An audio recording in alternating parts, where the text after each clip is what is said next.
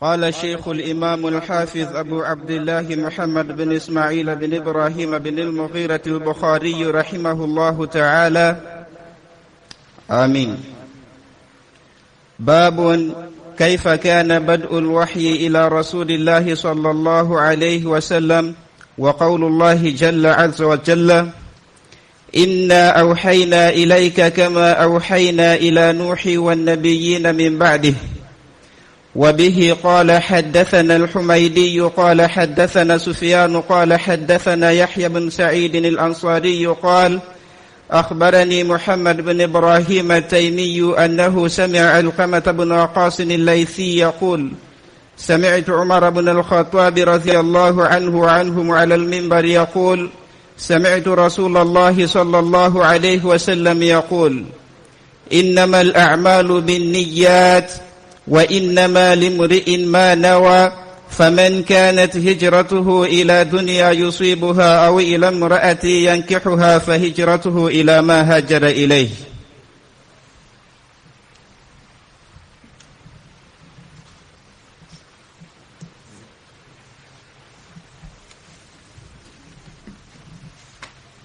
Inshallah, now we will have the Khatam of the Bukhari Sharif, the final year students, to please make their way onto the stage.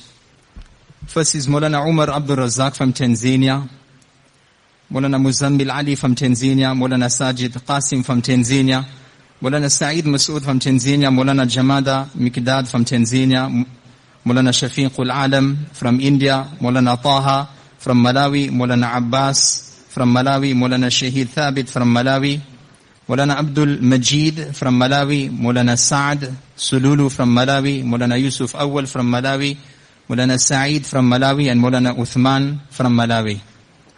Alhamdulillah, this year we have 14 students qualifying in the final year in the Dura Hadith. Allah subhanahu wa ta'ala accept each one of them for the khidmat of the deen in their respective countries that they are going back to.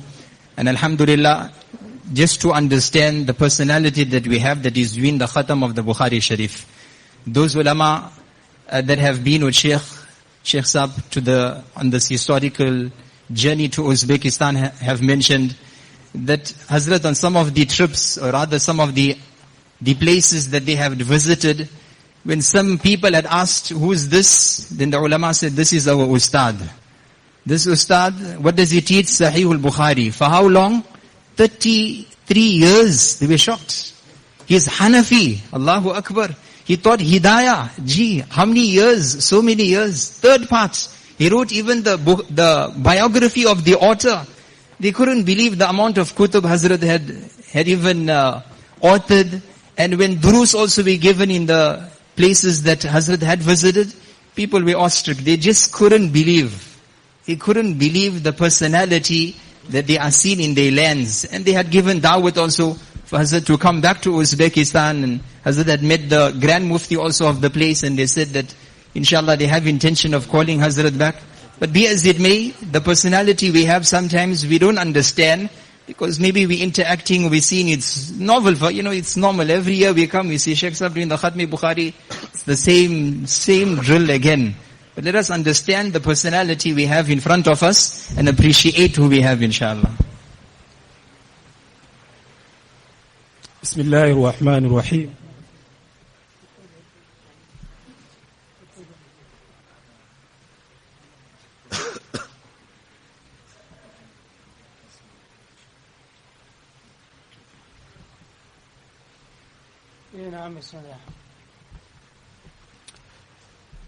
Bismillah ar-Rahman ar-Rahim. Alhamdulillahi Rabbil Alameen.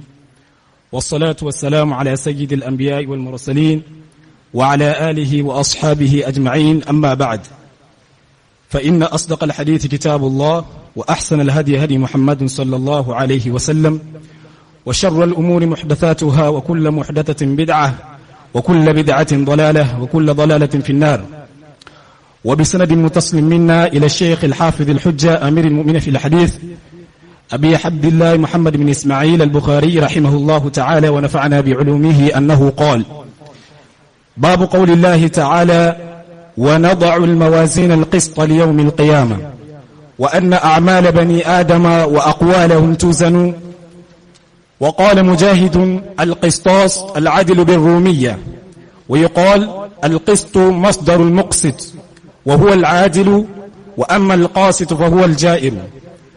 وبه قال حدثنا أحمد بن إشكاب قال حدثنا محمد بن فضيل عن عمارة بن القعقاع عن أبي زرعة عن أبي هريرة رضي الله تعالى عنه وعنهم قال قال النبي صلى الله عليه وسلم كلمتان حبيبتان إلى الرحمن خفيفتان على اللسان ثقيلتان في الميزان سبحان الله وبحمده سبحان الله العظيم. بسم الله الرحمن الرحيم. نحمده ونصلي على رسوله الكريم. اما بعد، یہ حضرت امام بخاری رحمۃ اللہ علیہ کی تصنیف ہے صحیح البخاری، الجامع المسند الصحیح المختصر من امور رسول اللہ صلی اللہ علیہ وسلم سننه وأيامه. كلكم يحفظ هذا الاسم بتمامه؟ ما شاء الله. من يعيد هذه الكلمة؟ أنت ما هذا اسم هذا الكتاب؟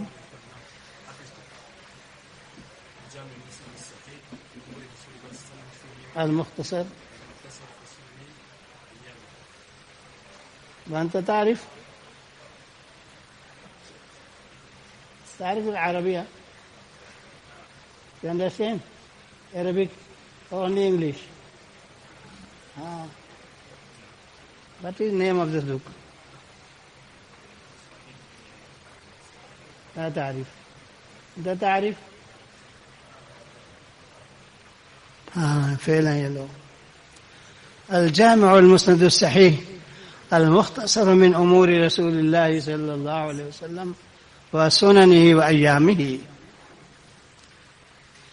اللہ سبحانہ و تعالیٰ نے اس کتاب کو بڑی مقبولیت عطا فرمائی ہے، اس لیے کہ مصنف کے دل میں خلوص تھا، اخلاص، اور جس عمل میں اخلاص ہوتا ہے وہ باقی رہتا ہے، اور جس عمل میں اخلاص نہیں ہوتا وہ باقی نہیں رہتا. پھر اخلاص کے بھی درجے ہوتے ہیں، جس درجے کا اخلاص ہوتا ہے اس کے لحاظ سے بقا ہوتا ہے. کل شیء ہالک الا وجہ، اس کا ایک مشہور معنی تو یہ ہے کہ ہر چیز ختم ہو جائے گی اللہ کی ذات کے سوا، لیکن اس کی ایک دوسری تفسیر یہ بھی ہے کہ ہر عمل بیکار ہو جائے گا سوائے اس کے جو اللہ کی رضا کے لیے کیا گیا ہو، بس وہی باقی رہے گا. تو اس کتاب کی مقبولیت سے حضرت امام بخاری رحمۃ اللہ علیہ کے اخلاص کا پتہ چلتا ہے. انہوں نے اس کتاب کو لے کر بیت اللہ کا طواف بھی کیا اور اس کی قبولیت کے لیے دعا بھی کی، اور اتنا اہتمام کیا کہ ہر حدیث کے لکھنے سے پہلے وہ 2 رکعت صلاۃ الاستخارہ پڑھتے اور اللہ سبحانہ و تعالیٰ سے دعا کرتے کہ یا اللہ اگر یہ حدیث صحیح ہے تو میرے دل میں ڈال دیجئے. تو یہ غسل کرنا، نماز پڑھنا اور دعا کرنا، جب پورا اطمینان ہو جاتا پھر اس کے بعد اس کو لکھتے. اور اس کا بہت سا حصہ تو مسجد نبی میں بیٹھ کر حضور صلی اللہ علیہ وسلم کے منبر شریف اور قبر شریف کے بیچ میں بیٹھ کر اس کو لکھا ہے. تو اللہ پاک نے اس کتاب کو بڑی مقبولیت نصیب فرمائی ہے، اس لیے اس کا بہت اہتمام ہوتا ہے. اور تجربہ ہے لوگوں کا کہ اس کتاب کے ختم کے وقت جو دعا کی جاتی ہے وہ مقبول ہوتی ہے. آج ہم سب کو ضرورت ہے، ہماری حاجتیں ہیں. سب سے بڑی حاجت کیا ہے ہماری؟ ہدایت ہے. ہدایت بھی کامل، کمپلیٹ. پھر ہم کو ضرورت ہے عافیت کی، تمام بلاؤں، مصیبتوں، بیماریوں سے اللہ محفوظ رکھے. بہت بڑی چیز ہے عافیت. حکم ہے صلی اللہ العافیہ، اللہ سے عافیت مانگو. اس کو عافیت ملے اس کو سب کچھ مل گیا. پھر ہم کو ضرورت ہے کہ ہم پورے دین پر عمل پیرا ہوں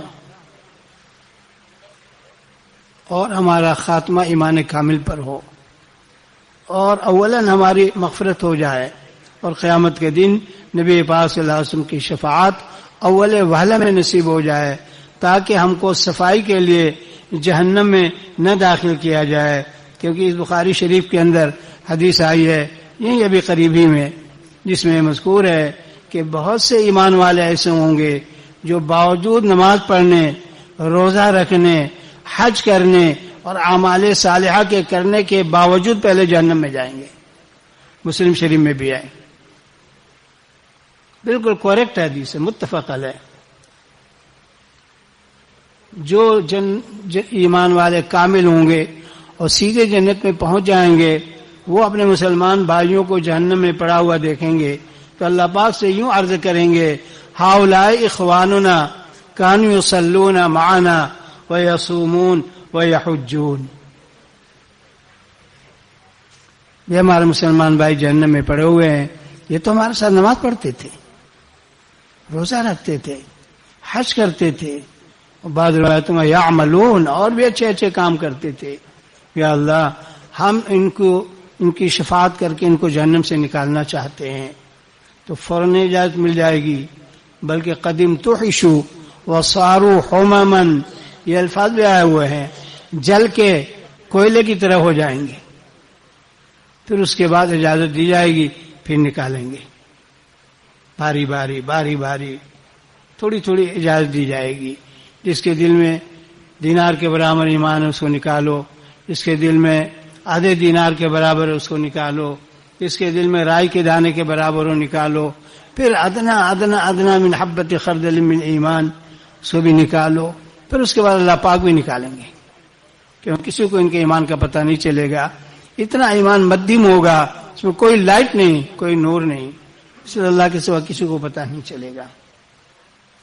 اس لیے ضرورت ہے کامل ہدایت کی، تاکہ ڈائریکٹ جنت ملے، اور کوئی شفاعت نہیں کر سکتا قیامت کے دن اللہ کی اجازت کے بغیر۔ ہماری یہ سب ضروریات ہیں، اس کی دعا کرنی ہے۔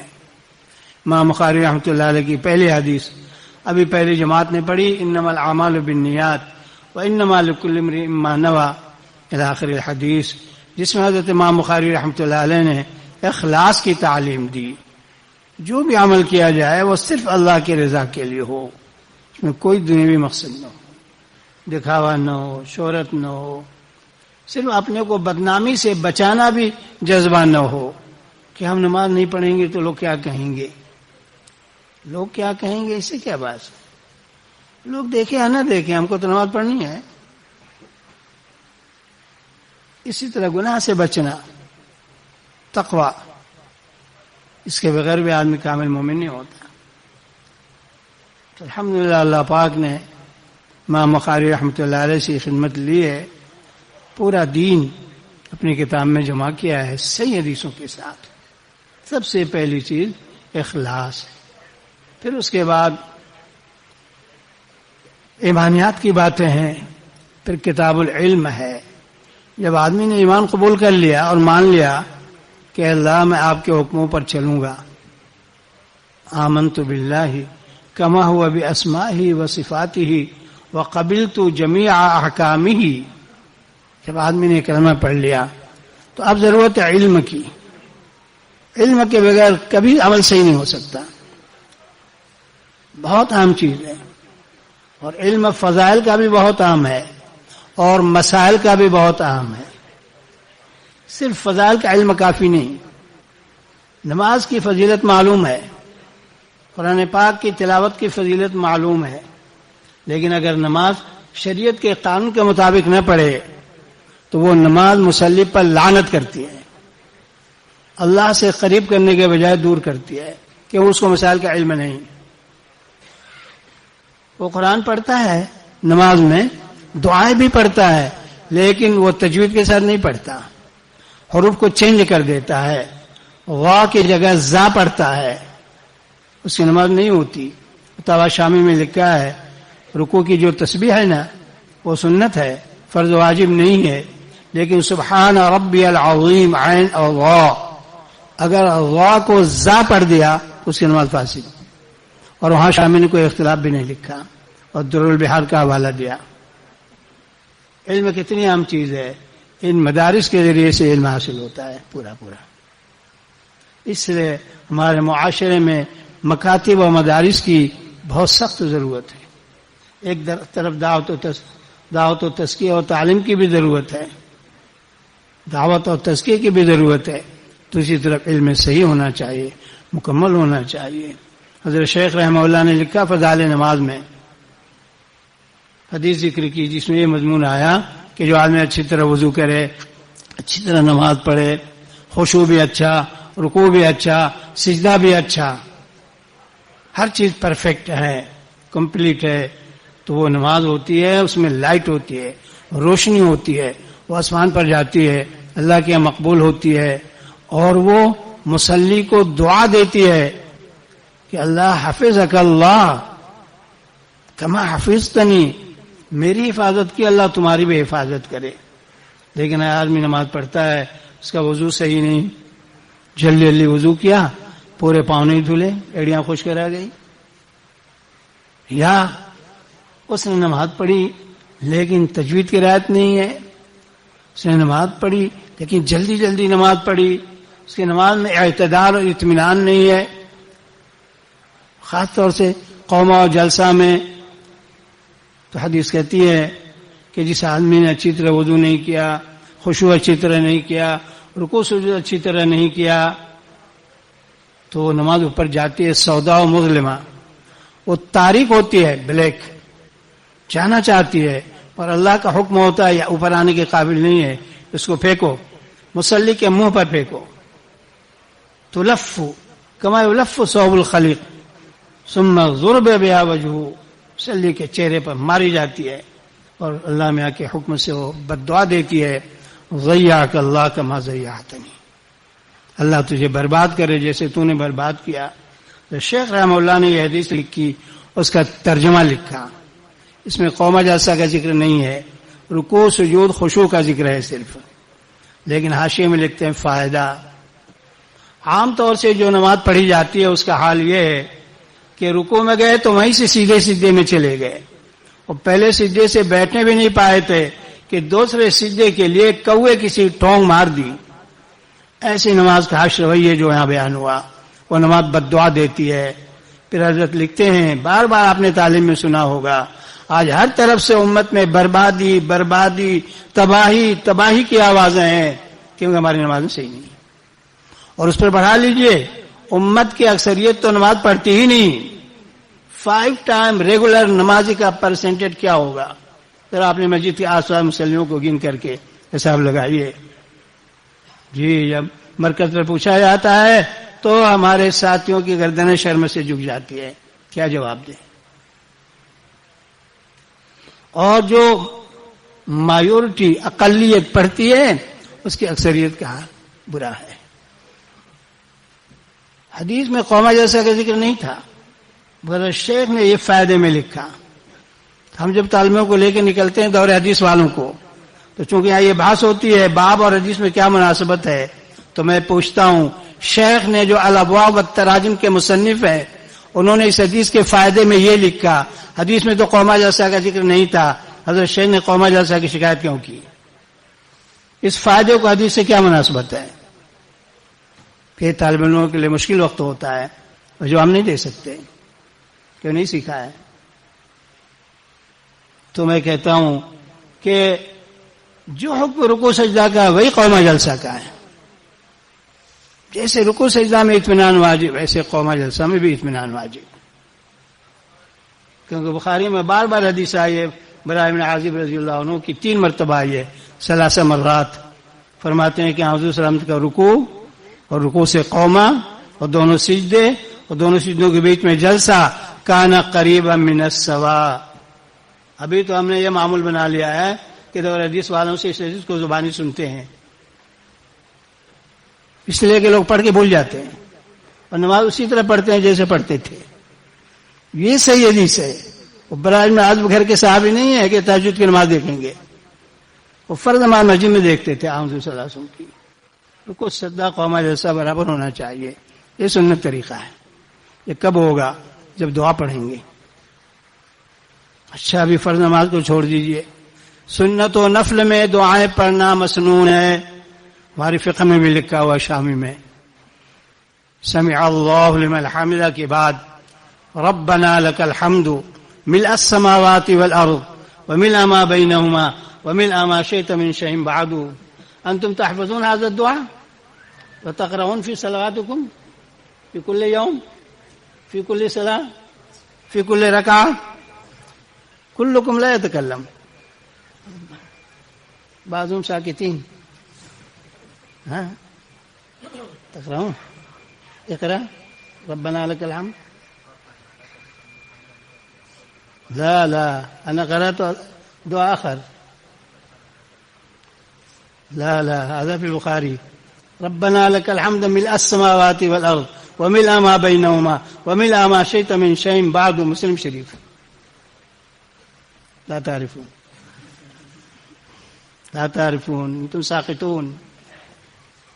ساقطون. دیکھو مولوی محمد راوت، یہ آپ کے شاگرد ہیں. ملء السماوات والارض، شامی میں لکھا ہے دعا کا پڑھنا سنن نوافل میں سنت ہے. ہم آپ سے پوچھتے ہیں کتنے لوگ پڑھتے ہیں؟ سب سے ہم پوچھتے ہیں، کیوں ہم بھی آپ ہی کے طبقے کے ہیں، مولویوں کے. کتنے پڑھتے ہیں؟ شامی کی عبارت ہے قول ان مصلی النافلہ ولو سنتا یسن له ان یأتی بالادعیۃ الواردہ نحو ملء السماوات والارض واللہم اغفر لی وارحمنی. ہمارے فقہا کا قول ہے، سنت ہے کہ سنن نوافل میں رکوع سے اٹھنے کے بعد قوما میں ملء السماوات والی دعا پڑھی جائے. ربنا لك الحمد ملء السماوات والارض وملء ما بينهما وملء ما شئت من شيء بعد. تھوڑا سا الفاظ کا فرق بھی ہوگا، اور دونوں سیٹوں کے بیچ میں دعا پڑھی جائے اللہم اغفر لی وارحمنی وعافنی واہدنی. ترمذی شریف، ابو داؤد شریف، مستدرک کے حاکم. اس سنت پر کتنے لوگ عمل کرتے ہیں؟ اسی سنت کو چھوڑنے کی وجہ سے مصیبت ہے کہ واجب اطمینان قوم جلسہ میں ادا نہیں ہوتا. اور بہت سارے علماء نے اس کی شکایت لکھی ہے. ہم نے کتاب شائع کی ہے برکوی کی معدل الصلاح، اس میں انہوں نے لکھا ہے وہ آدمی اطمینان سے نماز نہیں پڑھتا تو 24 گھنٹے کی نماز میں 350 غلطیاں ہوتی ہیں. شامی نے فتاوی شامی میں لکھا ہے اس کتاب کو پڑھنا چاہیے، وہ ہمارے ترجمے کے ساتھ شائع ہوئی ہے. پھر ملا علی قاری آئے، انہوں نے اتنی سخت بات لکھی ہم مولویوں کے بارے میں کہ اس مجلس میں کہہ بھی نہیں سکتا. خالی مولویوں کی مجلس ہو تو اس میں کہوں گا. یہ کتاب ہمارے ترجمے کے ساتھ شائع ہوئی. حضرت شیخ نے یہ لکھا جو سنا آپ نے. حضرت تھانوی نے لکھا اصلاح انقلاب امت میں بہت سے لوگ یا بعض لوگ ان کی نماز میں قوم جیسا نہیں ہے. حضرت شیخ الہند رحمۃ اللہ علیہ نے شکایت کی والناس عنہ غافلون فتح الملہم. علامہ کشمیری نے فیض الباری میں ان کی جو تقریر ہے 3 دفعہ اس مسئلے کو چھیڑا اور کہتے ہیں میں کہتا ہوں حنفیوں کو دعاؤں کا اہتمام کرنا چاہیے، قوم جلسہ میں دعا نہ پڑھنے کی وجہ سے کوتاہی ہو رہی ہے، اکثر لوگوں کی نماز صحیح نہیں ہے. یہ علم ہے. اور بخاری میں دعا آئی جو اس نے پڑھی، ایک صحابی نے نبی صلی اللہ علیہ وسلم کے پیچھے پڑھی فرض نماز میں قوما میں ربنا ولک الحمد واو کے ساتھ حمدا کثیرا طیبا مبارکا فیہ ما فضیلت هذا الدعاء تحفظون انتم ما فضیلت رأيت بدعة و30 ملكا يبتدرونها أيهم يكتب أول. میں نے 30 سے زیادہ فرشتوں کو دیکھا دوڑے، کون اس کا ثواب پہلے لکھ کر اللہ کے یہاں پہنچاتا ہے. بخاری شریف ہمارے نسخے میں جو یہاں ہے نا 110. یہ علم ہے. تو یہ کتابیں حدیث کی اس لیے ہیں تاکہ ہم احکام کو سیکھیں، فضائل کے ساتھ مسائل کو بھی سیکھیں، تب جا کے کام ہوگا. پھر قیامت کے دن وزن اعمال میں کامیابی اس وقت ہوگی جب اخلاص بھی ہو، احسان بھی ہو اور مسئلے کے مطابق عمل بھی ہو. نماز کا بھی یہی حال، زکوٰۃ کا بھی یہی حال. قرآن میں کتنی ساری جگہوں پر اقیم الصلاۃ کے ساتھ آتوا الزکاۃ ہے. نماز کا حال تو ہمیں معلوم ہے امت کا کیا ہے، انتہائی کمزور ہے، انتہائی کمزور ہے. کتنے فیصد مسلمان ہوں گے جو 5 ٹائم ریگولر نمازی ہیں. 50%, 40%, 30%. جس امت کی میجورٹی 5 ٹائم نماز نہیں پڑھ سکتی اس کو دنیا میں عزت کے ساتھ زندگی گزارنے کا حق کہاں سے ملے گا؟ یہ پہلا فریضہ ہے. چونکہ مسجد میں پڑھنا ہے اس لیے پتہ چلتا ہے, سب پول کھل جاتا ہے, لیکن زکوٰۃ کا حال معلوم نہیں ہے. یہ ہڈن ہے, سر ہے, پوشیدہ ہے. میرا تو اندازہ یہ ہے کہ اگر حساب لگایا جائے زکوٰۃ کے بارے میں مالداروں سے اور تاجروں سے تو شاید اس سے برا ہوگا جتنا نماز کا ہے. یہ دین ہے, یہ احکام ہے, یہ فرائض ہیں, اسلام کے پلے ہیں, ستون ہیں. ستون کو گرا دیجئے چھت کا کیا حال ہوگا؟ ہمارے آپ کے سر پر اور سب کا جنازہ یہی قبر بنے گی مسجد. 4 جو ارکان ہیں اسلام کے, آج ہم نے ان کا کیا حال بنا رکھا ہے؟ اس کے لیے علم ہے. قیامت کے دن جب اخلاص والا عمل پیش ہوگا, احسان والا پیش ہوگا, سنت کے مطابق والا پیش ہوگا, تب اس میں وزن ہوگا, ورنہ کوئی وزن نہیں ہوگا. بہت اچھی طرح سمجھنا چاہیے. صرف فضائل کا علم کافی نہیں ہے, فضائل کے بعد اس سے زیادہ اہم مسائل کا علم ہے. مگر یہ اجتماعی طور پر نہیں سکھایا جاتا, یہ علماء سے سیکھا جاتا ہے, یہ مدارس میں سیکھا جاتا ہے, یہ کتابوں میں سیکھا جاتا ہے. اس لیے امام بخاری رحمۃ اللہ علیہ پہلی حدیث لائے اخلاص والی, اور آخری حدیث یہ لائے باب قول اللہ تعالی ونضع الموازین القسط لیوم القیامہ. اللہ پاک فرماتے ہیں ہم میزان اور ترازو اسکیل قائم کریں گے قیامت کے دن انصاف قائم کرنے کے لیے. موازین القسط اے الموازین ذوات القسط لیوم القیامہ, قیامت کے دن حساب کرنے کے لیے. ہم سب جو کر رہے ہیں لکھا جا رہا ہے, قیامت کے دن پیش ہوگا. ایمان کے بغیر تو کوئی وزن ہے ہی نہیں ہے. فلا نقیم لهم یوم القیامت وزنا. ایمان کے بعد پھر عمل چاہیے, عمل سنت کے مطابق ہونا چاہیے. فلا تظلم نفس شیئا وان كان مثقال حبة من خردل اتینا بها وکفى بنا حاسبین. رائی کے دانے کے برابر عمل ہوگا, ہم اس کا حساب لیں گے. سب لکھا ہوا ہے اللہ کے, خوب سمجھ لیجئے.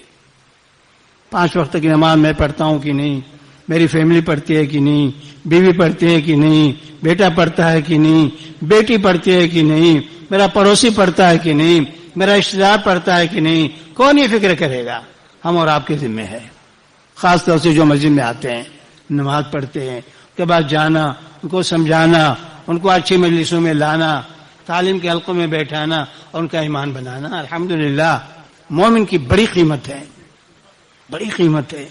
اسی بخاری میں 2 جگہ جن لسانے میں یہ حدیث آئی ہے, سب سے اخیر میں جو شخص اپنے گناہوں کی وجہ سے جہنم میں جلتا رہا ہوگا لیکن سب سے اخیر میں نکلے گا, سب سے اخیر میں جنت میں جائے گا, اس مومن کو دنیا سے 10 گنا بڑی جنت دی جائے گی.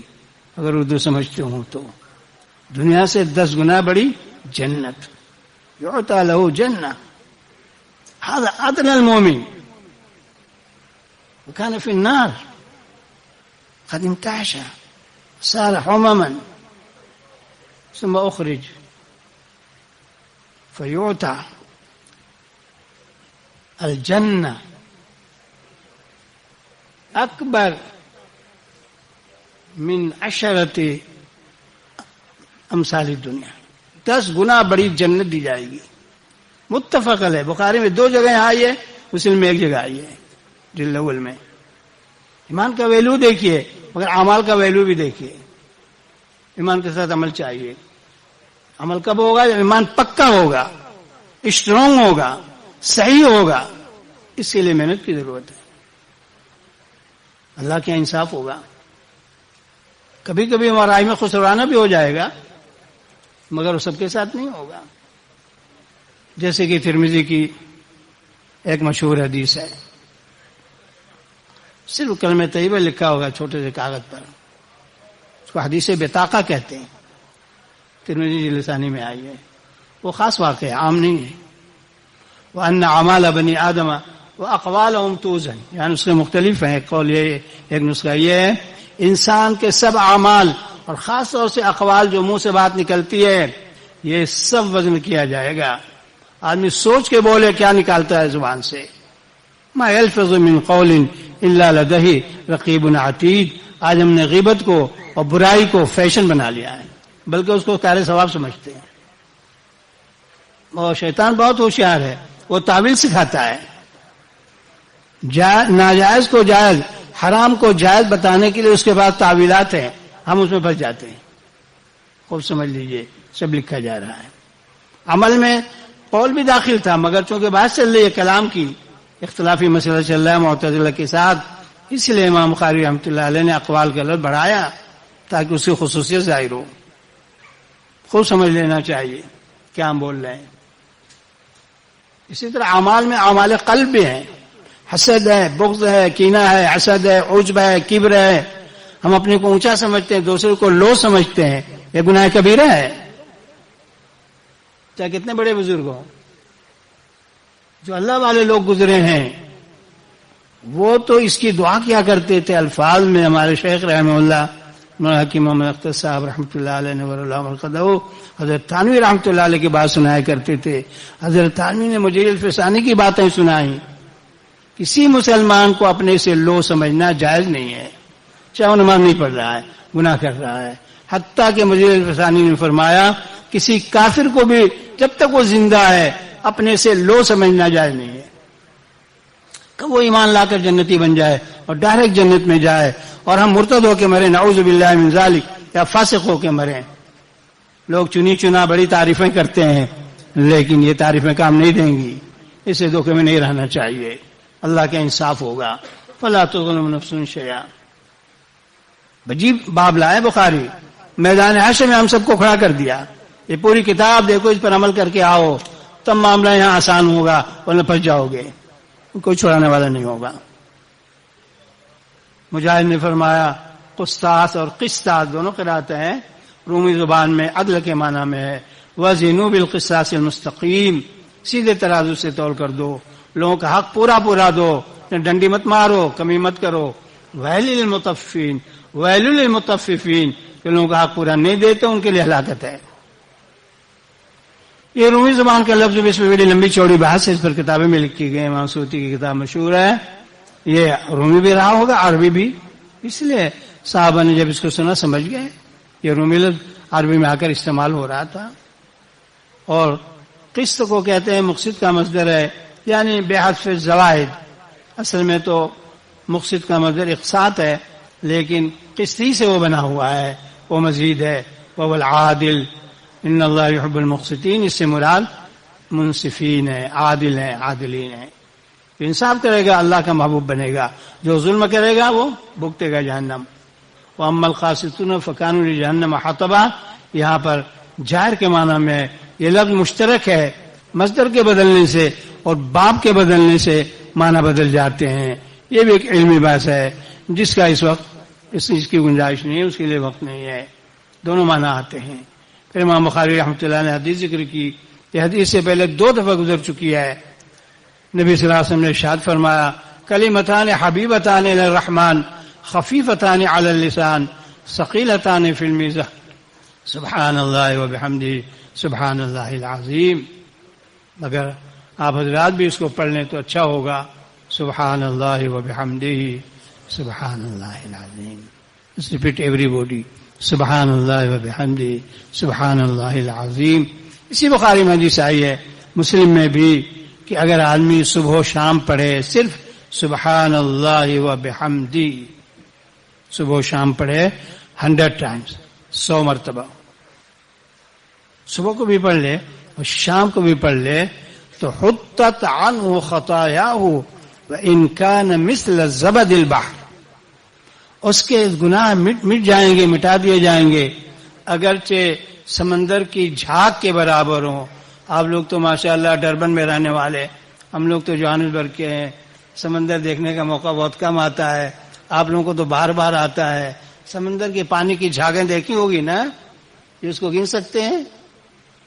لا یمکن. اتنے گناہ بھی وہ معاف ہو جائیں گے. میرا تو جی کہتا ہے کہ اس کو لکھ کر لگا دیا جائے مسجدوں میں بورڈ پر، سبحان اللہ و بحمدہ کا ثواب یہ ہے. 100 مرتبہ پڑھیے تو حطت عنہ خطایاہ وان کان مثل الزبد البحر. سمندر سے وہ ڈربن میں نہیں ہے، پوری دنیا میں پھیلا ہوا ہے. کتنی جھاگیں ہوں گی، جھاگ کو فوم کہتے ہیں نا، سب معاف مگر صغائر مراد ہے. اللہ کی حمد اور اس کی تسبیح پاکی بہت بڑی چیز ہے.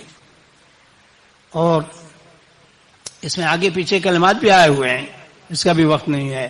سبحان اللہ و بحمدہ، سبحان اللہ العظیم میں تسبیح کو دہرایا گیا، کیونکہ جو گمراہ فرقے ہیں نا وہ اللہ سبحانہ و تعالیٰ کی تنزیہ اچھی طرح نہیں کرتے، کوتاہی کرتے ہیں. اس لیے قرآن میں بار بار یسبح آیا، سبح آیا، سبح آیا، سبحان آیا، طرح طرح سے اللہ کی تنزیہ اور تسبیح کا ذکر ہوا. سبحان اللہ و بحمدہ کا مطلب یہ ہے کہ اللہ میں آپ کی تعریف کرتا ہوں، آپ کے اندر ساری خوبیاں اور کمالات مانتا ہوں، اور آپ کو ہر نقص سے، ہر عیب سے، ہر کمزوری سے یا اللہ میں پاک مانتا ہوں. بہت بڑا ذکر ہے.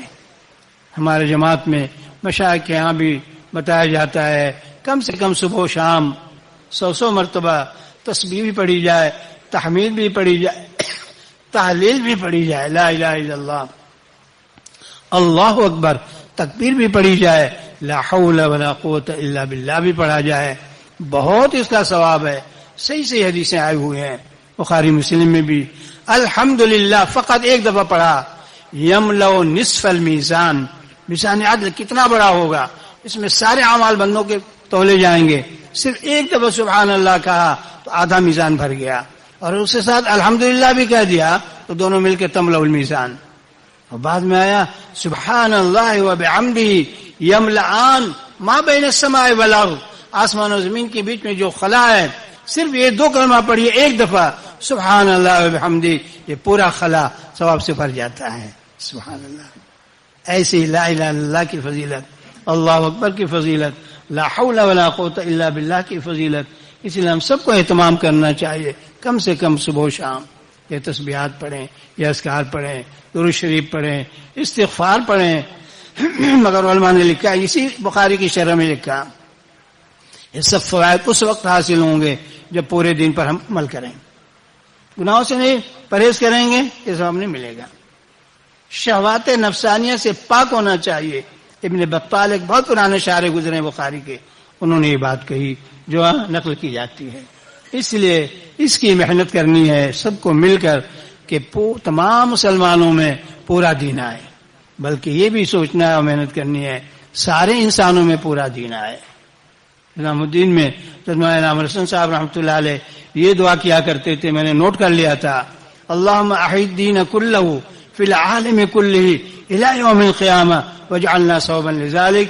یا اللہ پورے دین کو پوری دنیا میں قیامت تک کے لیے زندہ فرما دیجئے اور ہم کو اس کے لیے قبول فرما لیجئے، اس کی محنت کے لیے. کیا جامع دعا ہے، یہ جذبہ ہمارا ہونا چاہیے. اللہ تعالی ہم سب کو توفیق دیں کہ ان کتابوں میں جو بہت معتبر ہیں، انتہائی معتبر کی باتوں کو ہم اپنی زندگی میں لائیں، مسلمانوں کی زندگی میں لائیں، بلکہ تمام انسانوں کی زندگی میں لائیں. وآخر دعوانا الحمدللہ رب العالمین. انشاءاللہ مولانا الیاس پٹیل صاحب دامت برکاتہم شارٹ اینڈ سویٹ آپ لوگوں کی خدمت میں ٹرانسلیشن پیش کریں گے.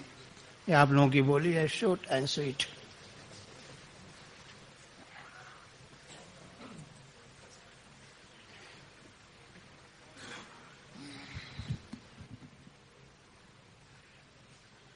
بسم اللہ الرحمن الرحیم نحمد و نصلی علی رسولہ الکریم اما بعد. Very brief synopsis of the advice that Hazrat gave. Right at the beginning, Hazrat comments by discussing this acceptance that Allah Ta'ala has blessed this Kitab Bukhari Sharif and the Maqbuliyat that Imam Bukhari Rahmatullah Alayhi received. This is the direct result of the ikhlas with which he undertook this great task. And to the extent that a person will have ikhlas in something, that is what will remain. The ayat of the Quran Sharif, Allah Ta'ala says, Kullu shay'in halikun illa wajha. one tafsir of this, one explanation of this is that only that amal will remain which was done with ikhlas and sincerity.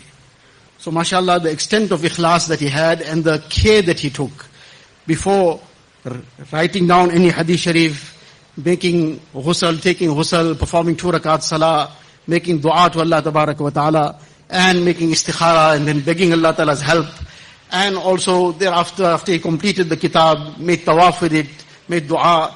A lot of these ahadith were written in Masjid al-Nabawi sallallahu alayhi wasallam. All these were the extent to which he went to take the care to compile these ahadith in the best way. As a result, this gained this great acceptance. And this is the experience of the mashayikh and ulama from previous days, that at the khatam of Bukhari Sharif, when it's completed, the du'as made at that time are accepted. Hazrat said that we are also full of needs. We have many, many needs. Our greatest need is hidayat. Allah Ta'ala bless us with complete and total hidayat. So that is a need we need to ask for now. Our need is for afiyat. We have been, in the hadith sharif, even been instructed, sallallahu al-afiyah. Ask Allah Ta'ala for afiyat, for safety from all difficulties, hardships, calamities. Then we have the need that our khatma and our end be on iman. The need that Allah Ta'ala bless us with complete maghfirat at the first instance, and that we gain the shafaat and intercession of Rasulullah sallallahu alaihi wasallam. Also at the first instance, this aspect at the first instance is extremely important, because otherwise it's mentioned in Bukhari Sharif, the hadith, that there would be some people who, it is mentioned that the others who are in Jannat will say to Allah Ta'ala, Ha'ulai ikhwanuna, kanu yusalluna ma'ana. These are our brothers who used to perform salah with us, they used to fast, they used to make hajj, and other amal. But they are lying in Jahannam. What we understand from this is that despite amal, despite iman and despite amal, but because deen was not entirely taken, there were a lot of sins being indulged in. As a result, the person will fall into Jahannam until he will be burnt like coal, and then some time later the permission will be given for shafa'at and intercession, and as a result he will then be brought out. So therefore we have to make dua for all these aspects, that Allah Ta'ala bless us with maghfirat and bless us with direct entry into Jannat. The first hadith that was recited is the lesson of ikhlas, that only that amal will be accepted in the court of Allah Ta'ala, which was done solely for Allah Ta'ala's pleasure. There should be no riyah, no ostentation, no show.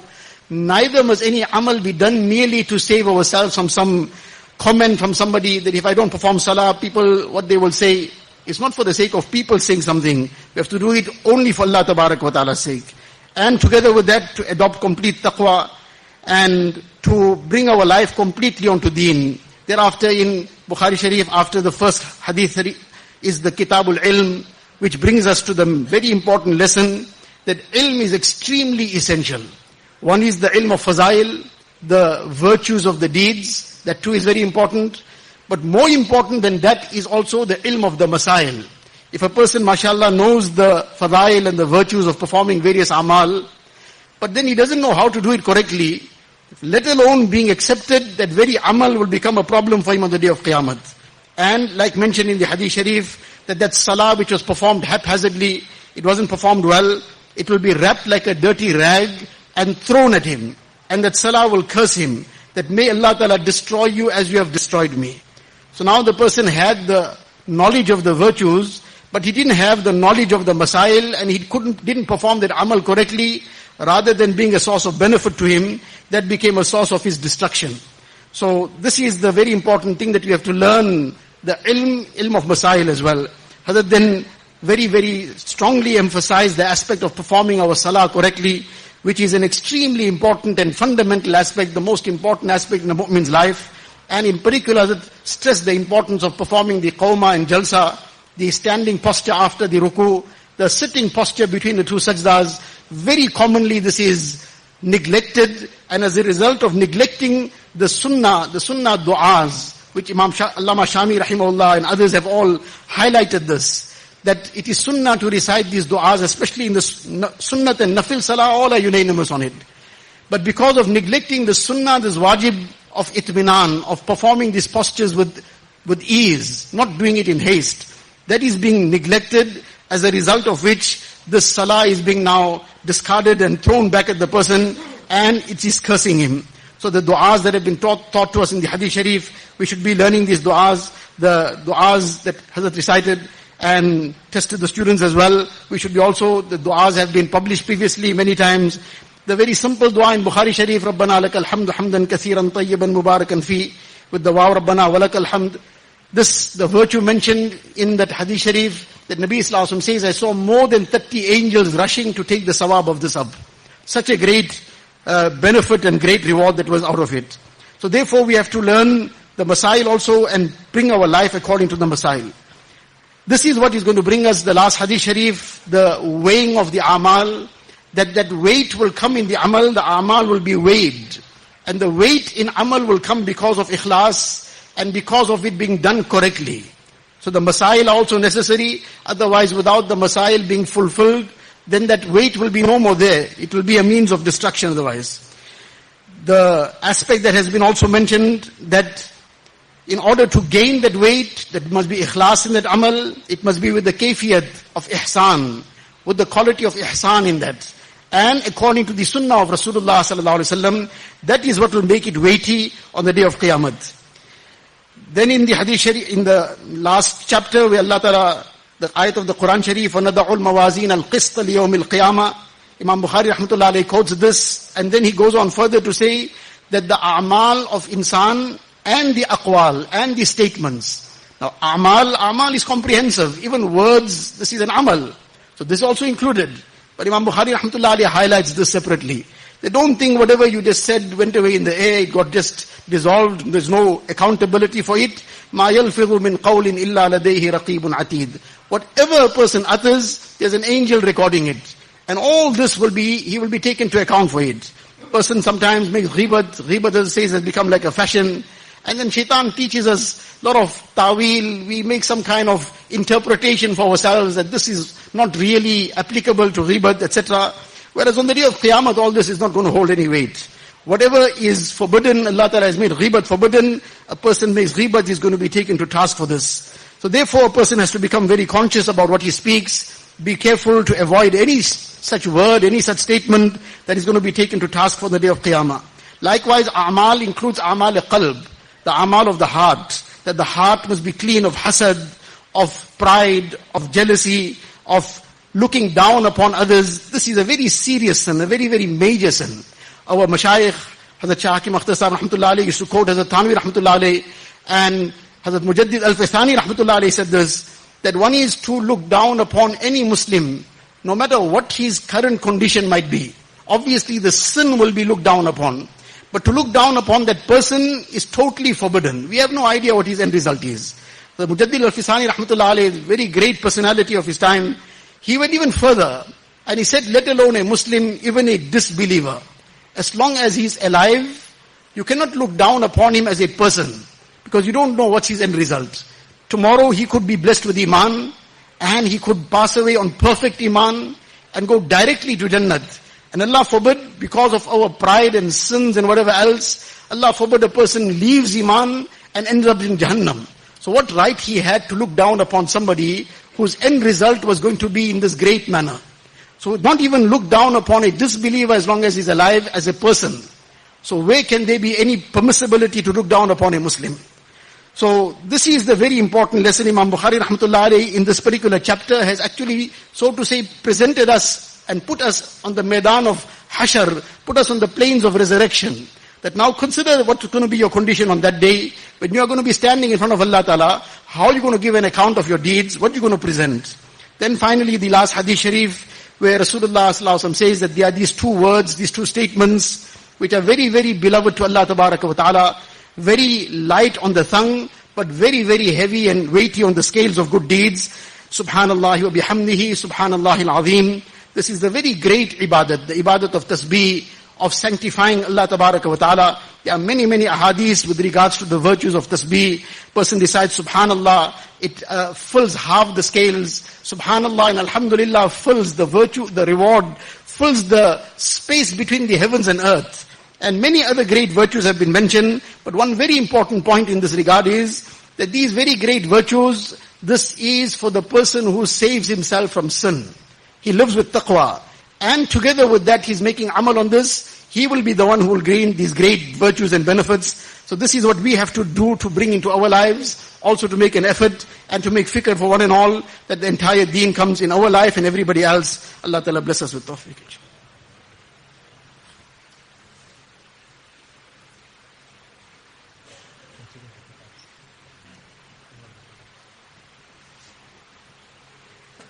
Inshallah, now we will have the Dastarbandi of the final year students.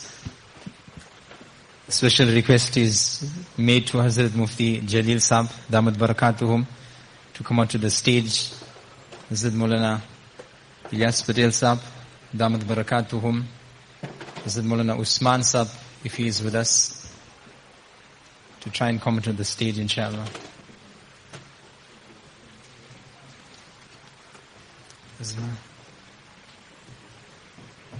Anyone else?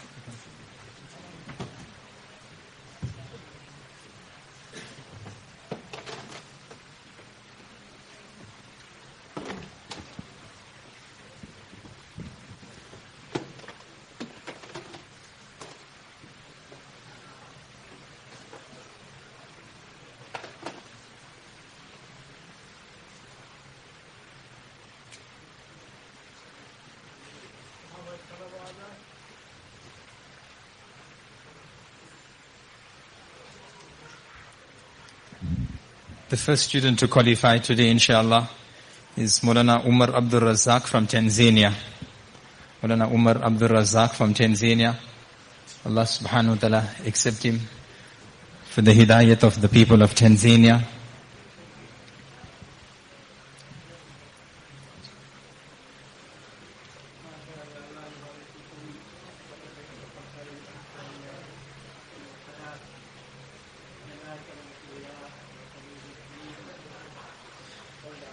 Next we have Maulana Muzammil Ali. Alhamdulillah, Hazrat Maulana Muzammil Ali is also from Tanzania, qualifying today, but once upon a time he was in university and he was doing quite well in his studies, but he was inspired by one of the ex-graduates of the madrasa who is running a madrasa in Tanzania, and alhamdulillah he left his studies, came to madrasa, and at his age now, alhamdulillah, he's qualifying as an alim. Allah subhanahu wa ta'ala accept him for the khidmat of the deen in his country.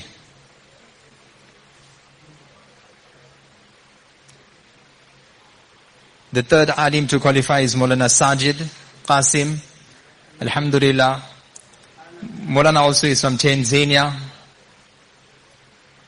Maulana is married, also left his wife behind in Tanzania, came to study in the madrasa. In the second year of his studies, Maulana's father passed away. Allah subhanahu wa ta'ala grant him ajr azim, inshallah. Today let it be a day of that reward being sent, inshallah, to his father.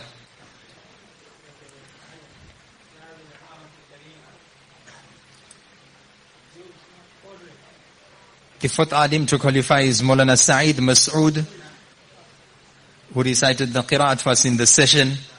Maulana is also from Tanzania. Alhamdulillah. Maulana was also inspired by one of the ex-graduates of this madrasa that has started one of the branches in Tanzania. Came to the madrasa, and alhamdulillah, today is his day of graduation. Allah subhanahu wa ta'ala accept him for the khidmat of the deen, inshallah. Fourth, we have Maulana Jamada Mikdad, also from Tanzania. Alhamdulillah, we will notice that most of these students, whether from Tanzania or Malawi, most of them were inspired by the ex-graduates of the madrasa doing work in these respective countries. So we will not know the efforts that have been made, the sacrifices, and where, if a person plants a seed, and how and when will that fruit come. That is only in the plan of Allah subhanahu wa ta'ala. The sixth alim to qualify is Maulana Shafiqul Alam, who is also the son-in-law of Hazrat Mufti Jalil Saab, Damat Barakatuhum. And he was inspired by Hazrat Mufti Saab to come and study and to qualify. Alhamdulillah. Today Maulana is qualifying as an alim.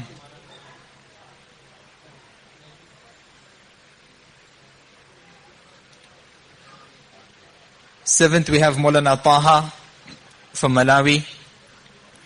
Maulana also is married with a son, throughout his studies, wife and son were sacrificing in Malawi, and he was sacrificing, alhamdulillah, in the madrasa. So from here we can understand the extent of sacrifice that these foreign students go through, only for the dissemination, for the propagation, for the learning, for the teaching of the deen of Allah subhanahu wa ta'ala. Make special dua for all of these students. Allah subhanahu wa ta'ala crown their efforts and their sacrifices, and grant each one of them acceptance in His court, inshallah.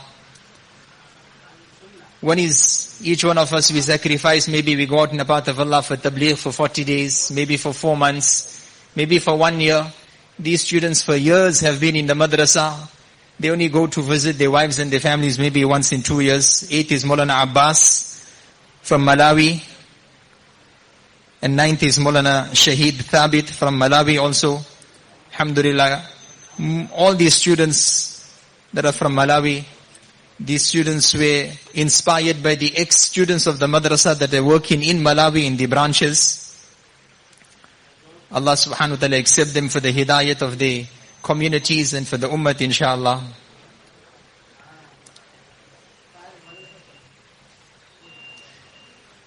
The 10th alim is Maulana Abdul Majid from Malawi. 11th is Maulana Saad, also from Malawi. Allah subhanahu wa ta'ala accept all of these ulama for the khidmat of the deen. So we will realize that these students, some of them are married, left behind their wives, their children to come. And we know in our families, if ever there is even a Hifz Khatam, the families will travel from Johannesburg, Cape Town, wherever it is, just to be present for that Hifz Khatam. Can you imagine these students, today they qualifying, there's no one of here besides you, the audience, alhamdulillah, to which alhamdulillah these students are very grateful that we have made it and come to this graduation and this khatam. Allah subhanahu wa ta'ala reward each one of you for coming. Truly it is felt deep down in the heart of all these ulama that someone has come to see and to witness the khatam of the Bukhari Sharif by these students. 12th is Maulana Yusuf Awal, also from Malawi. The 13th student is Maulana Saeed. Maulana Saeed, it was last year that his father had passed away. And he also is qualifying today. So Allah subhanahu wa ta'ala fill his father's qabr with nur. Expand for his father in the qabr, inshaAllah. Grant his father the greatest of ajr azim, inshaAllah. Accept each one of them for their deen. And we only can speak about their fathers passing away, but what's going through their hearts, only Allah subhanahu wa ta'ala knows. 14th, we have Maulana Uthman, also from Malawi. Allah subhanahu wa ta'ala accept all of these students for the khidmat of the deen of Allah tabaraka wa ta'ala in the different countries, inshaAllah.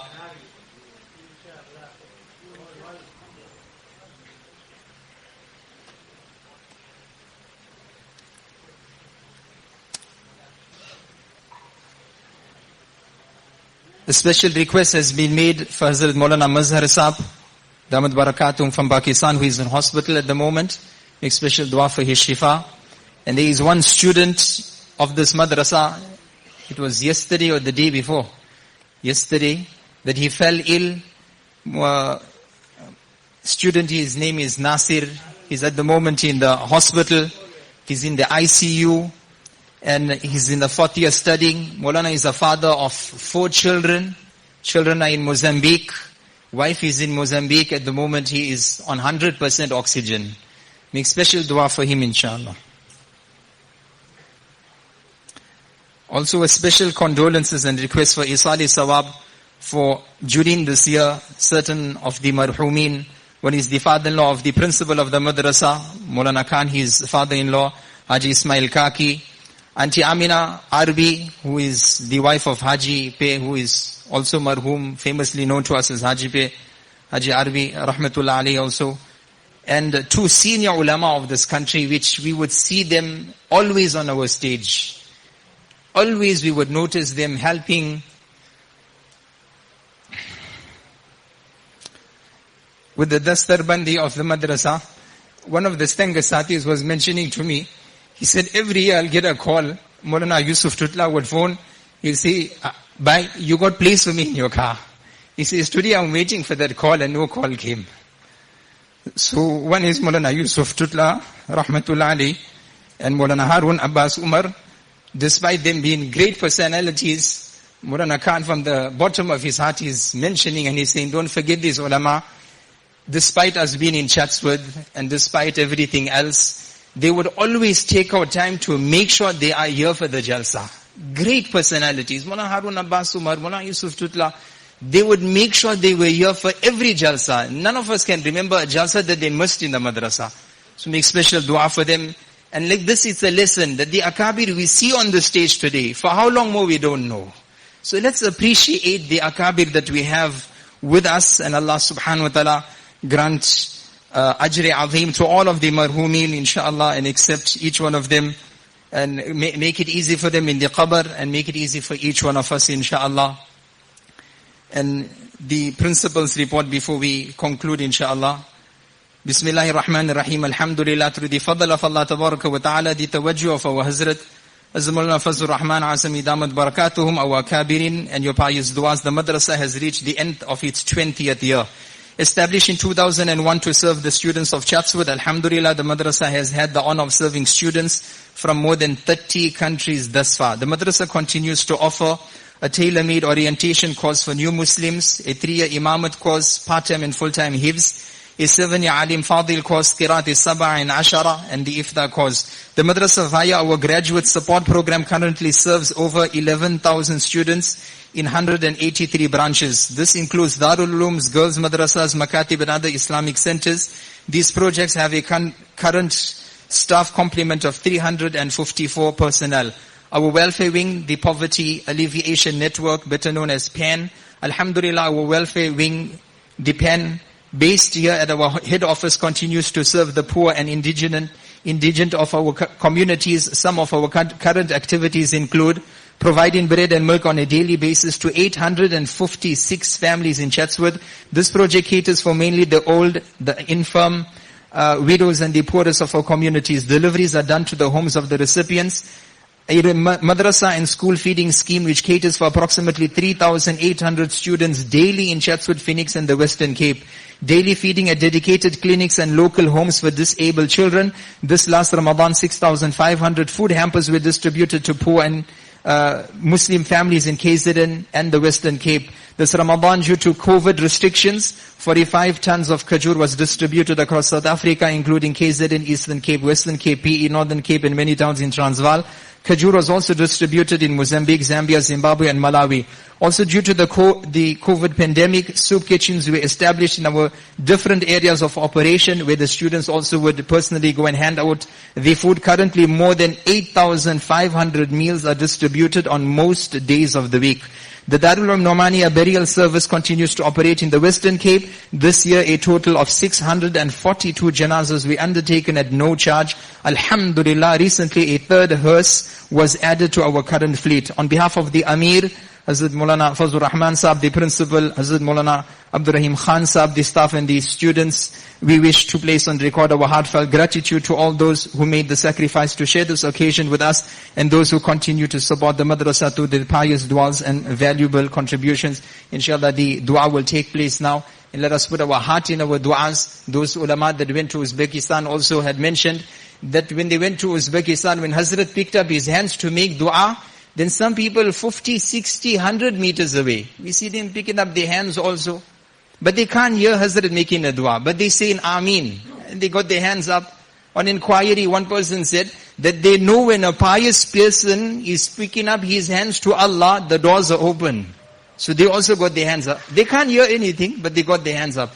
So let us appreciate again the akabir that we have and the opportunities we get where du'as are accepted at the khatam of the Bukhari Sharif and the different khatams that took place. Inshallah, the dua will take place now, inshallah.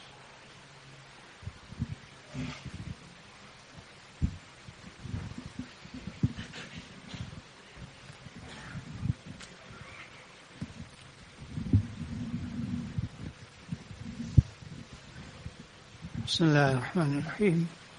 Allahumma laka alhamd. Laka al-shukr kullan. Allahumma la nuhsi sana'an alayk anta kama asnayta ala nafsik. اللهم لك الحمد كما ينبغي لجلال وجهك.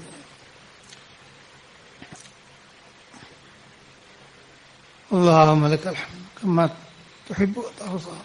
اللهم لك الحمد ملء السماوات والأرض وملء ما بينهما وملء ما شئت من شيء بعد. اللهم لك الحمد عند كل طرفة عين وتنفس كل نفس. اللهم لك الحمد حتى ترضى ولك الحمد بعد الرضا يا أهل التقوى. اللهم لك الحمد كله ولك الشكر كله. اللهم لك الخير كله. اللهم نسألك من الخير كله ونعوذ بك من الشر كله. اللهم زعنا نبينا محمدا صلى الله عليه وسلم وأهله. اللهم زعنا نبينا محمدا صلى الله عليه وسلم أفضل ما جاء. اللهم صل وسلم دائما أبدا على حبيبك خير الخلق كلهم. ربنا ظلمنا أنفسنا وإن لم تغفر لنا وترحمنا لنكونن من الخاسرين. ربنا اغفر لنا ولإخواننا الذين سبقونا بالإيمان ولا تجعل في قلوبنا غلا للذين آمنوا ربنا إنك رؤوف رحيم. يا حي يا قيوم برحمتك نستغيث. اللهم اهدنا الصراط المستقيم صراط الذين أنعمت عليهم من النبيين والصديقين والشهداء والصالحين وحسن أولئك رفیقا. یا اللہ ہم سب کو آپ نے جو ایمان کی دولت نصیب فرمائی ہے، یا اللہ ہم اس کا شکریہ ادا نہیں کر سکتے. اللہم لک الحمد علی نعمت الایمان ولک الحمد علی نعمت الاسلام ولک الحمد علی نعمت القرآن ولک الحمد علی النبی آخر الزمان. یا اللہ آپ کی نعمتیں بے شمار ہیں. شکر نعمت ہے تو، چندہ کے نعمت ہے تو، عذر تقصیرات ماں، چندہ کے تقصیرات ماں. یا اللہ ہم سر سے پاؤں تک گنہگار ہیں. یا اللہ آپ کی بارگاہ میں اس مبارک موقع پر اس پر آپ دعائیں قبول فرماتے ہیں جو تمام چھوٹے بڑے ظاہری باطنی گناہوں سے توبہ کرتے ہیں. اے اللہ نہ صرف ہمارے گناہوں کو معاف فرما دیجئے بلکہ ان سب کو مبدل بالحسنات فرما دیجئے، مبدل بالحسنات فرما دیجئے. آپ نے غیر مسلموں کے بارے میں اعلان کیا ہے اگر وہ ایمان لائے توبہ کر لیں تو ان کی سیئات کو حسنات سے بدل دیں گے. یا اللہ ہم تو آپ کے بندے ہیں، ایمان والے، اگرچہ گنہگار ہیں. ہماری سیئات کو بھی حسنات سے بدل دیجیے. جتنے مسلمان بھائی اور بہن ایمان کے ساتھ دنیا سے چلے گئے، یا اللہ سب کی قبروں کو نور سے منور فرما دیجیے. تمام ہمارے اساتذہ اور مشائخ، علماء کرام اور عام مسلمین و مومنات مسلمات سب کی یا اللہ پوری مغفرت فرما دیجیے. سب کی قبروں کو منور فرما دیجیے، مد بصر تک کشادہ فرما دیجیے. ہر تکلیف اور عذاب کو دور فرمائیے. یا اللہ ہم سب کے بارے میں خاتمہ بالخیر کا فیصلہ فرمائیے. ہدایت کے بعد ہمیں گمراہ نہ کر دیجیے. جتنی نعمتیں آپ نے دی ہیں یا اللہ ان کو ہم سے نہ چھینیے. ہماری ناقدری اور نافرمانی کی وجہ سے یا اللہ ان سے محروم نہ فرمائیے. یا اللہ ہم سب کو آفات و بلاؤں سے محفوظ رکھیے. یا اللہ عافیت نصیب فرمائیے. تمام بیماروں کو شفاء کاملہ عاجلہ نصیب فرمائیے. ہم سب بیمار ہیں، روحانی بیمار بھی ہیں، جسمانی بیمار بھی ہیں. یا اللہ دونوں سے ہمیں شفاء کاملہ عاجلہ نصیب فرمائیے. یا اللہ آپ نے قرآن کریم میں صحابہ کرام سے فرمایا ہے وَلَوْلَا فَضْلُ اللَّهِ عَلَيْكُمْ وَرَحْمَتُهُ مَا زَكَىٰ مِنْكُمْ مِنْ أَحَدٍ أَبَدًا وَلَكِنَّ اللَّهَ يُزَكِّي مَن يَشَاءُ.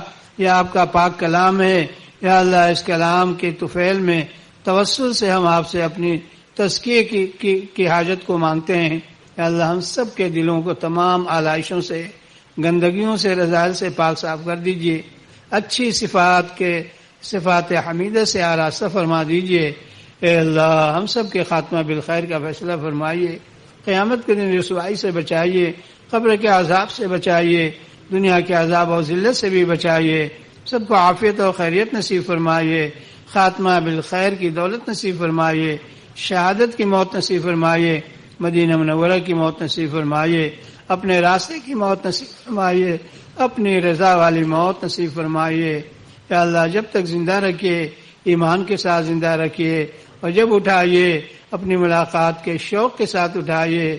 دنیا سے اس طرح ہو رخصت غلام تیرا، ہو دل میں یاد تیری، ہو لب پہ نام تیرا، ہر ماں سوا سے غافل شوق لقاء میں تیرے، ہو جان و دل سے حاضر سن کر پیام تیرا۔ اے اللہ اپنی ملاقات کا شوق نصیب فرمائیے، اپنے مبارک چہرے کی لذت نصیب فرمائیے، ہمارے قلوب کو ایمان کی زینت سے مزین فرما دیجیے، اپنے اولیاء صادقین میں بلا استحقاق شامل فرمائیے۔ یا اللہ صدیقیت کا مقام نصیب فرمائیے، اس کے اعلیٰ درجے تک پہنچائیے، اور اسی حالت میں ہم کو دنیا سے اٹھائیے۔ یا اللہ یہ جتنے دین کے کام ہو رہے ہیں ان کو قبول فرمائیے، دعوت و تبلیغ کا کام ہو، تعلیم و تعلم کا کام ہو، تزکیہ و تصوف کا کام ہو، تصنیف و تالیف کا کام ہو، مسلمانوں کی امداد کا اور رفاہی کام ہو۔ یا اللہ ان سب میں ہم کو اخلاص کی دولت نصیب فرمائیے، احسان کی صفت نصیب فرمائیے، ہماری نمازوں کو صحیح کر دیجیے، پابند نمازی بنائیے، 5 ٹائم ریگولر نمازی بنائیے، اور سنت کے مطابق اطمینان سے خشوع و خضوع کے ساتھ دھیان کے ساتھ نماز پڑھنے کی توفیق عطا فرمائیے، پوری زکوٰۃ دینے کی توفیق عطا فرمائیے، تمام اپنے احکام پر عمل کرنے کی، سنت طریقے پر عمل کرنے کی توفیق نصیب فرمائیے، اپنے محبت سے حبیب صلی اللہ علیہ وسلم کی محبت سے ہمارے دلوں کو بھر دیجیے۔ یا اللہ ہر سنت کی قیمت جو زمین و آسمان سے زیادہ ہے، یا اللہ وہ ہمارے دلوں میں بیٹھا دیجیے، اور سنت پر عمل کرنے کی توفیق عطا فرمائیے، نافرمانیوں اور گناہوں کی نفرت ہمارے دلوں میں ڈال دیجیے۔ یا اللہ ان سب سے ہمارے دلوں میں نفرت پیدا کر کے اس سے دور رکھیے، بچائیے، اور جتنے گناہ ہو گئے یا اللہ ان سب کو معاف فرما دیجیے، پوری دنیا میں امن و امان قائم فرمائیے، عافیت اور سلامتی دور فرمائیے۔ یہ جو عام مصیبت بیماری کی پھیلی ہوئی ہے وائرس کی، یا اللہ اس کو دنیا سے اٹھا دیجیے، یقیناً ہمارے گناہوں کی وجہ سے ہے، بے حیائی عام ہو گئی ہے، اس کی وجہ سے مصیبت ہے۔ ہم سب کو یا اللہ بے حیائی کے کاموں سے بچائیے، پوری دنیا کو بچائیے، غیر مسلموں کو بھی بچائیے، مسلمانوں کو بھی بچائیے، سارے انسانوں کو ایمان کی ہدایت نصیب فرمائیے، جتنے ایمان والے بھائی بہن ہیں ان کو تقوی اور اتباع سنت کی دولت دے کر اپنی ولایت خاصہ نصیب فرمائیے۔ یا اللہ ہم سب کو اپنے مقبول بندوں میں شامل فرمائیے۔ اللہم انا نسألک من الخیر کلہ عاجلہ وآجلہ ما علمنا منہ ما نعلم ونعوذ بک من الشر کلہ ما علمنا منہ ما لم نعلم۔ اللہم انا نسألک من خیر ما سألک منہ نبیک محمد صلی اللہ علیہ وسلم ونعوذ بک من شر ما استعاذک منہ نبیک سیدنا محمد صلی اللہ علیہ وسلم۔ سبحان ربک رب العزت عما یصفون، سلام علی المرسلین، الحمد للہ رب العالمین۔ جزاکم اللہ، بارک اللہ فیکم، السلام علیکم۔ On behalf of the principal of the madrasa, Jazakumullahu khairan for everyone for taking part and coming to this jalsa. And inshallah after the adhan will be called out now, and